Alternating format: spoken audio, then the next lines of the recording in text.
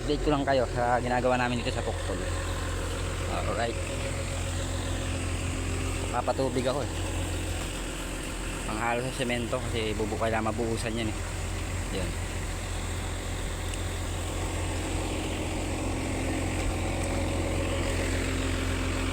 kailangan kasi mabuhusan yung ano na yan, wala pa kasing rubukada. Yan, medyo mahaba na rin yung nagawa namin ngayon dito.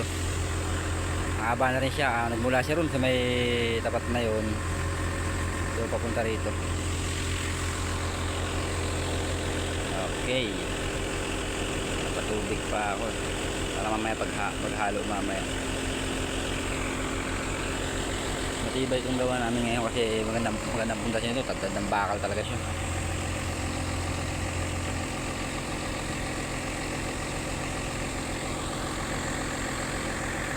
Okay, alam nyo mga idol, talagang matibay yung pundasyon ito. Talagang ano siya, yung kailangan niya pa ng rebukada, tapos plastering pa yan, tapos bubuhusan pa namin ng poste yan. May poste yan, tapos may poste siya dyan pakyat, tapos may biga sa taas.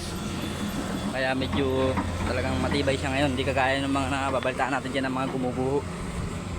Yan, papakita ko sa inyo yung ano, yung puting nya, yung pinamputing nya.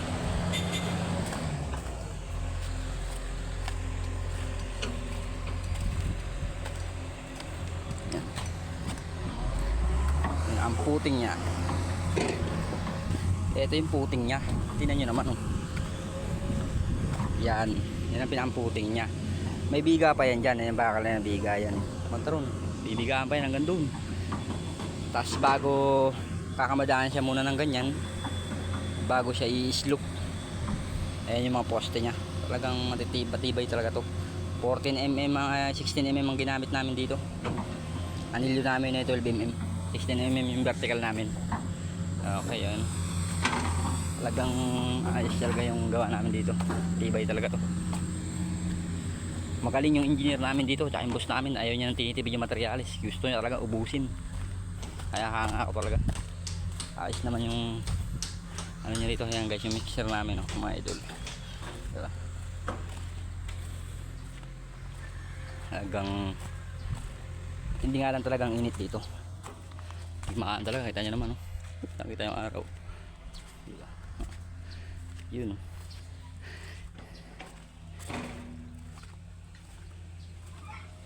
Siya na yung mga napinish namin, oh. Pero may tie beam pa sa ibabaw yan. Tie beam pa yan bago kakarsadaan, bago siya puploringan doon sa taas na yung karsada yun eh. Ayan, oh. Ayan yung mga buo namin poste. Ayan. Tapos ayun, napapansin nyo yun, biga yan, bibigaan pa ibabaw nyan. Tapos yung pinakang parapit namin ayun sa kabila, ganun din ang style ng parapit namin yan, may plantad din ng bakal.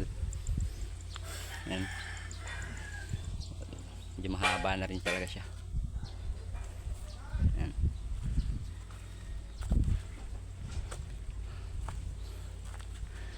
No, ito naman pala yung barracks namin.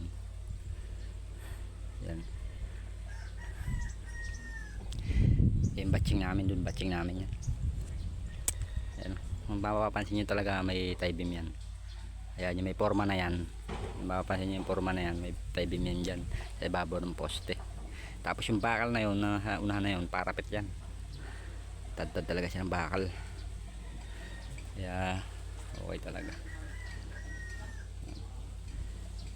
Hindi ako makapag video rito kasi medyo may kahigpitan yung bus namin, kaya sinisingit-singit ko lang yung pagbibideo ko para na-update ko naman yung mga ginagawa namin. Arawan lang naman kami dito mga idol, arawan lang, pero maganda naman yung pasahod.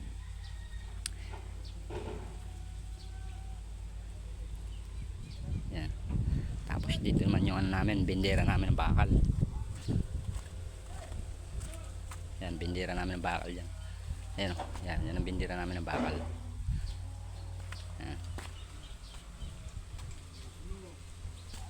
Kaya si Katabong, nakasimbol ng bakal yan, parilya.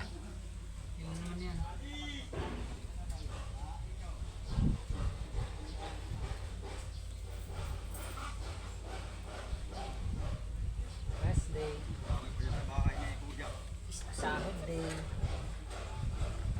sahod natin dahil kahapon pa. Ngayon, wala pa rin. Meros, bangada ba ito? Hindi ko alam kung, Bigyan mo na sila lamig kaya? pinunta na yung Ogay na bago ko tumawag ng Ogay na punta na yun. Alam budget ko, kaya gusto kong makawin. Hindi padalhan mo! Yan. Wala pang puwet, pera, yung papadala mo. Mamaya pa nga ang sahod eh. Ayaw ko pati muna dito, namamayat ako dito. Papahinga muna ako 3 araw. Linggo kayo babalik na lang siya eh. Ay, okay lang. So baka isang buwan siguro bago bumalik. Linggo lang kami. Linggo lang. Para may pasok pa ako ng Lunes Martes. Parang ito. Linggo kayo bumalik, di ba? Pasok pa yung Lunes Martes. 2 araw agad sa sahod agad.